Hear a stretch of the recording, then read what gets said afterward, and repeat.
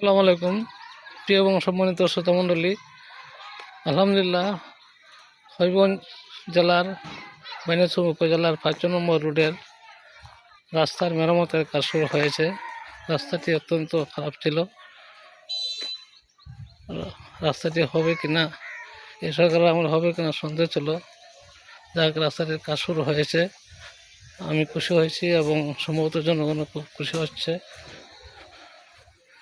গতকাল থেকে এই রাস্তার কাজ শুরু হয়েছে। 2 সাইড খনন করা হয়েছে। সম্ভবত 2 সাইডে ইটের গাঁথনি দেওয়া হবে। জনগণের অনেক দুর্ভোগ ছিল, এখন আশা করি এই দুর্ভোগ থাকবে না। সেই জন্য সংশ্লিষ্ট কর্তৃপক্ষকে আন্তরিক ধন্যবাদ জানাচ্ছি। আমার সামনে যে অংশটুকু সেই অংশটুকুর অবস্থা খুবই খারাপ ছিল।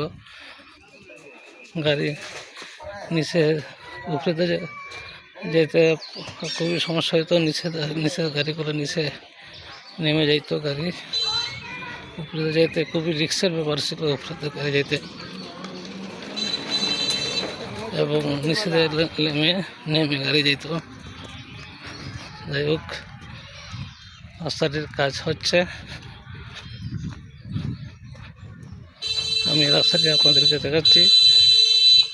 এই রাস্তাটি ৫ নম্বর রোড রাস্তা নামে খ্যাত, ৫ নম্বর রোড নামে খ্যাত। ধন্যবাদ কর্তৃপক্ষকে, পরিশেষে